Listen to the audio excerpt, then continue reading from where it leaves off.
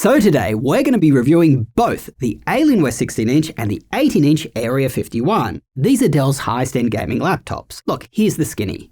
When it comes to the 18-inch, it is a clear winner. It is the best high-performance gaming laptop that we've ever tested. If you want the best that money can buy, this is it. Just go buy it, link down below. The only question I really see with it is whether you should buy a desktop instead. This thing, it weighs 9 pounds and it does cost a lot. Funnily enough, I did do some analysis which I will share with you at the end. The results may actually surprise you. When it comes to this one, the 16-inch, it's more of a strong contender but not an outright winner. It does have its pros, but it also has its cons. For example, it is built better than its competitors, it performs better, and it has better design cues. But on the flip side, it does feel warmer to the touch and it is super heavy for a 16-inch laptop.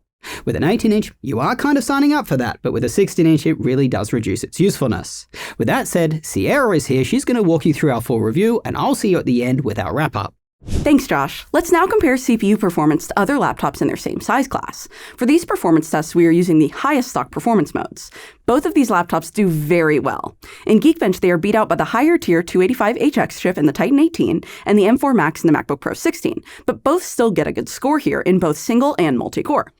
Moving over to Cinebench, which tests the processor when it's maxed out, we see the 16-inch do the best, oddly enough. It is followed very closely by the Titan, the Strix-Scar 16, and then the 18-inch version. Honestly though, a lot of these scores are pretty neck and neck. The 18-inch actually falls behind a bit in single-core compared to other laptops with the same processor.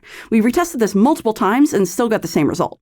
Part of the reason the Area-51s might be doing so well is that they feed their chips the most power of any of these. They both averaged over 150 watts during our 10-minute Cinebench run.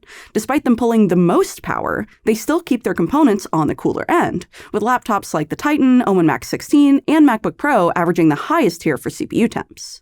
We want to really draw your attention to the 18-inch. It clearly has a very effective cooling solution, never even maxing above 82 degrees Celsius for the huge amount of power its CPU is fed. So how about GPU performance? How well do these laptops do with their higher-end 50 series cards? Starting with TimeSpy, which is 1440p DirectX 12 gaming benchmark, the 18-inch takes the lead with its full wattage 5090. The 16-inch basically ties with the Omen Max 16, which also has a 5080.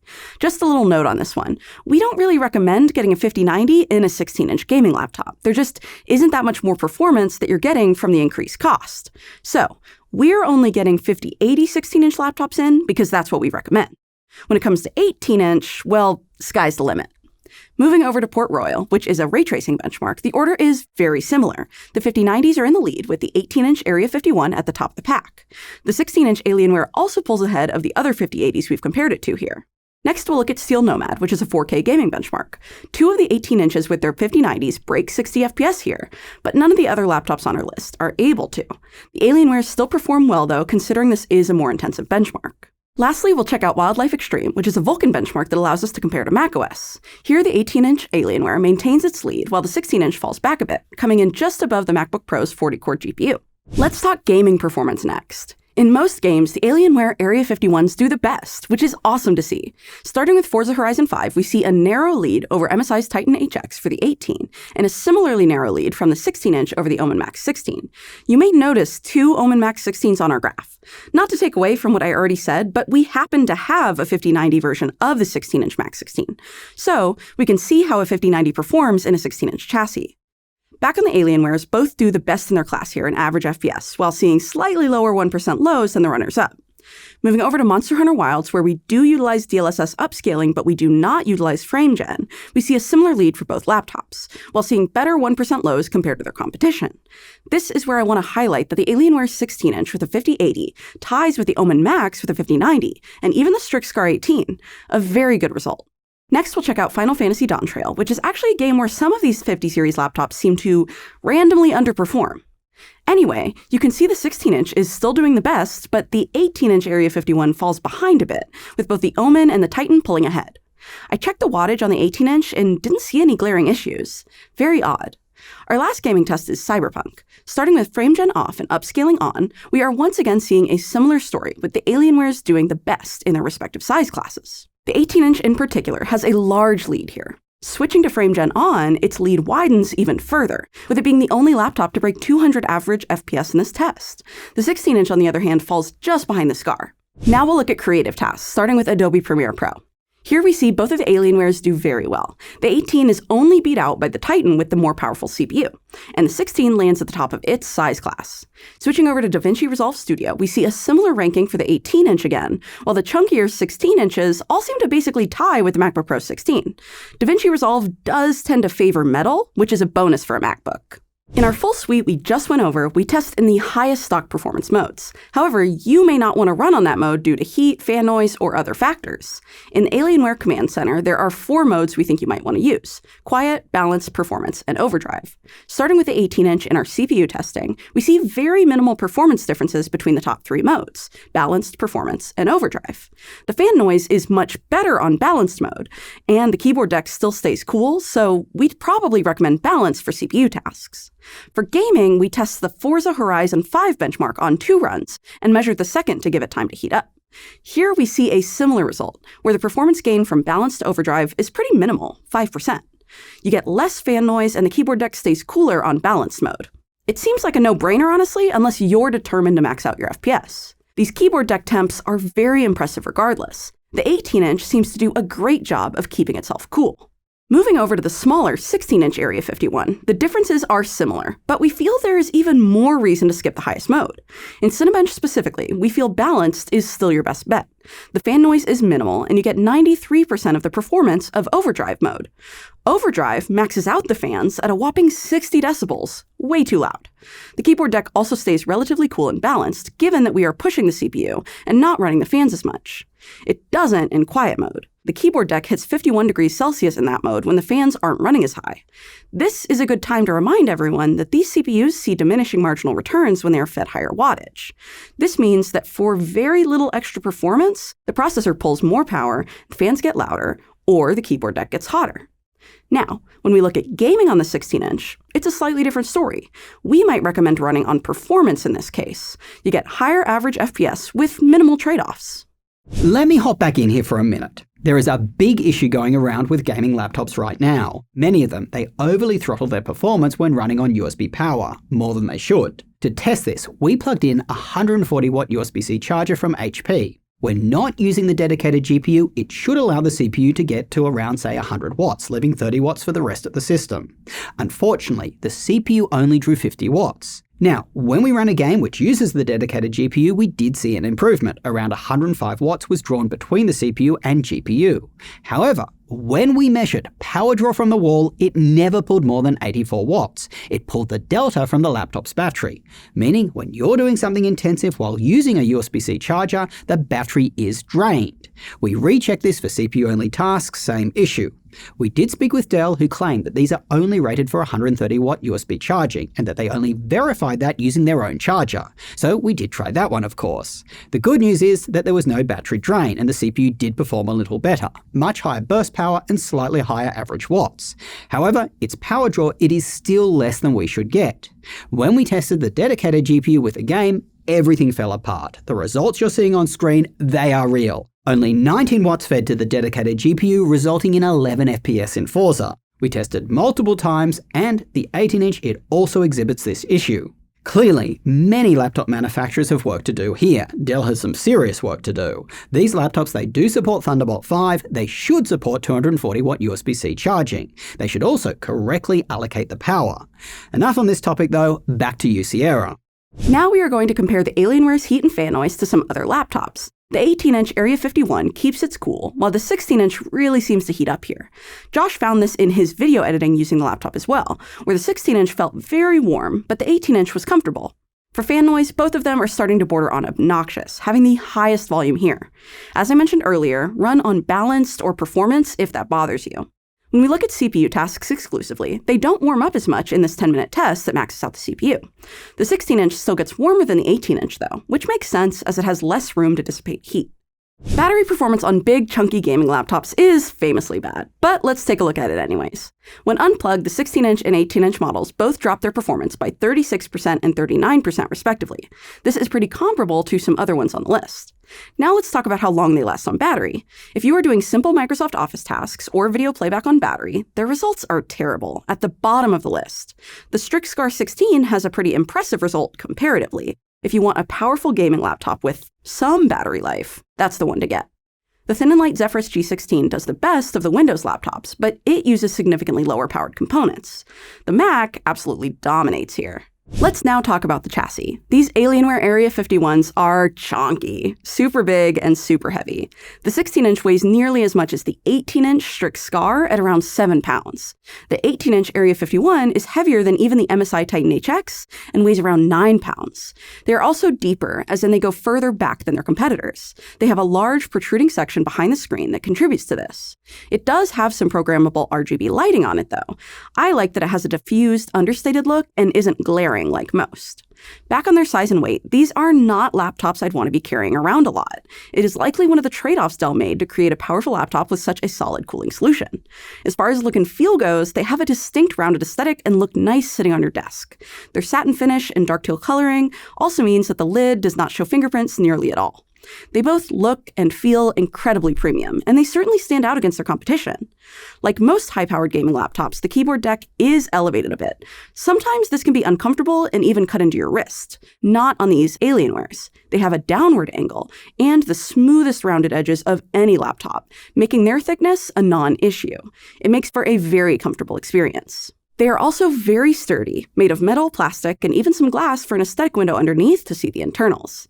Having spent a week of my life with Steve from Gamers Nexus, I know he'd freak out about the window instead of vents, but there is a small vent on the back. I wonder how much more effective their cooling solution would be, though, if they didn't make this aesthetic choice. Back on the rest of the chassis, there is virtually no keyboard deck flex, and minimal screen flex. The remaining vents are located at the back and the sides, which means you may experience hot air blowing onto your mouse hand in a longer gaming session. Overall, these will certainly make an impression, but whether you like their aesthetics and can accept their heavier weight and larger footprint is personal preference.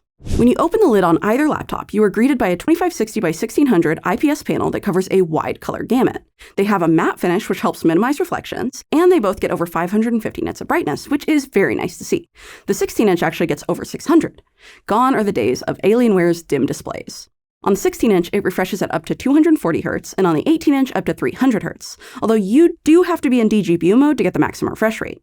Both displays support G-Sync and Advanced Optimus, which means you can switch GPU modes in the NVIDIA control panel without restarting. If you prefer it, however, the laptops themselves have a mux switch, so you can switch to DGPU mode in the Alienware Command Center with a restart as well. There is not an iGPU-only mode, though, which is probably one of the factors resulting in these laptops' poor battery life results. The only thing we want to make you aware of is the resolution of the 2560 by 1600 on the 18-inch. It's not that crisp. We recommend a PPI, or pixels per inch, of 200 or more if you want text to look super sharp. 180 to 200 is acceptable, but below that, like on the 18-inch, text may look a little fuzzy. But on the flip side, with a 2560 by 1600 panel, it is much easier to push higher frame rates than a 4K panel like in the Titan. So, we understand this decision on Dell's part, but we just wanted to mention it. The included Cherry MX mechanical keyboard on both of our versions is an absolute joy to type on, but it is a bit loud. There is also a slight high-pitched ring at the end of a key press when you are typing quickly that both Josh and I noticed. This issue also occurs on the SteelSeries mechanical keyboard of the Titan. Regardless, it's still a great clicky keyboard. Its 1.8 millimeters of key travel is a dream. The layout is mostly standard on both, with the 18-inch featuring a numpad, but there is an additional column of special keys along the right side of the 16-inch. These are volume and mic controls, which are certainly nice to have, but you may accidentally press them. We do appreciate that the up and down arrow keys are full-sized on both. On some gaming laptops, they are miniaturized like the Blade. The keyboards also feature per-key RGB lighting, which means you can deck out the whole laptop in your favorite colors while you're gaming. If you don't like mechanical keyboards, or the slight ring of this one annoys you, there is a dome key option available as well when you go to buy.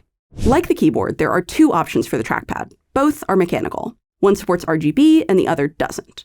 The RGB one is only available on higher configurations of the laptop with a 5070 Ti and above.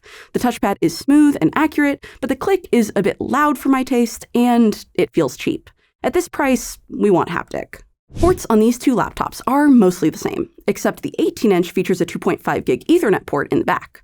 Besides that, there are 3 USB-A ports, 2 Thunderbolt 5 ports in the models with a 5070 Ti or above, and an HDMI port. The models with a 5070 and below get Thunderbolt 4 instead. On the left side, there is a full-sized SD card slot and a headphone mic combo jack. This port selection is pretty varied. Having Thunderbolt 5 and an SD card reader is very nice to see. That being said, their layout is questionable. Having most of the ports on the back makes it look clean and slick on a desk, but it's also a bit of a pain to plug into, especially as they don't have light-up labels. So good luck finding the right port if you're gaming in a dark room. Let's talk speakers next. Our audio guy felt that the speakers sounded compressed. They lacked bass like most laptop speakers, but they had decent clarity. Our main issue was actually that the 16-inch got distorted at a higher volume. This could be a one-off, but it's something to keep in mind if higher quality speakers are important to you.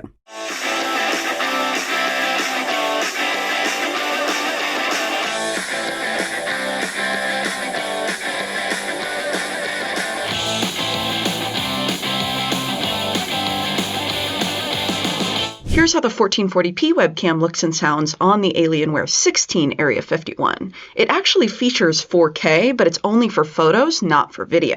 Here's how the 1080p webcam looks and sounds on the Alienware 18 Area-51. It does not have a physical privacy shutter, but it does feature IR for Windows biometrics. For Linux, we boot up Fedora 42. Everything worked except for the speakers. Webcam, trackpad, keyboard, etc. With a full install and drivers, this issue may be resolved. As far as upgradeability goes, the back has Phillips head screws, which makes it easy to maintenance yourself. From there, you have access to both SODIMM RAM slots and 3 full-sized SSD slots, although only one of them supports PCIe 5. The Wi-Fi 7 and Bluetooth 5.4 card is soldered. Back to you, Josh. All right, I'm back. Thanks, Sierra. Let's talk about the Alienware 18 Area-51 first. As I said, it is the best 18-inch gaming laptop we've ever tested, and that's before we look at pricing. When we do, it gets even better. It is significantly cheaper than MSI's Titan 18 and cheaper than Asus's Strix Scar 18. And the Alienware, it comes with more memory and storage than the Scar. Getting the Alienware, it is a no-brainer unless you care about weight. The Scar is 2 pounds lighter, but then again, if you really care about weight, you're probably not buying an 18-inch laptop anyway. I feel that this laptop's main competitor is a desktop. But here's the thing. Desktop parts have gotten crazy expensive. A laptop 5090 is kind of in between a desktop 5070 Ti and 5080, the performance of a 5070 Ti but the VRAM of a 5080. I spec'd up a 5080 desktop on Newegg. After adding in a mid-range fast refresh rate monitor and a keyboard, it was close to $3,500. So the argument that you can save a lot of money by buying a desktop, it just isn't as strong as it used to be. It's more like you'll save a bit of money and get a bit more performance. I think it really comes down to your lifestyle though. When I lived in a small New York City apartment, an 18-inch laptop, it just made more sense to me as I just didn't have much space. When it comes to the Alienware 16 though, it's a very solid contender, but not an outright winner. Each of these 16-inch premium gaming laptops, they have unique pros and cons. It's really what works best for you, and that's why we make these detailed reviews. For me personally though, it does get a bit warm for my liking. Not as warm as something like the thinner Predator 16S or the Legion 7i, but it is a warm feeling laptop. I'd personally buy the HP Omen Max 16 instead, as I found it felt cooler to the touch. Sierra said she'd go with the Legion Pro 7i for a similar reason, and it performs very well. If you are looking for the best price on these gaming laptops or any gaming laptops that I just mentioned, head on over to our website at bestlaptop.deals. Over there, we link to the retailer currently offering the best price. We have a price tracker so you can be sure you're buying at the best time. We just added custom price drop notifications. And with that said, I'm really trying to get this channel to 400k subscribers this year. It is a stretch, but I think we can do it. So if you aren't already subscribed, please help out. Till next time, go do something awesome with your day, and I will catch you later.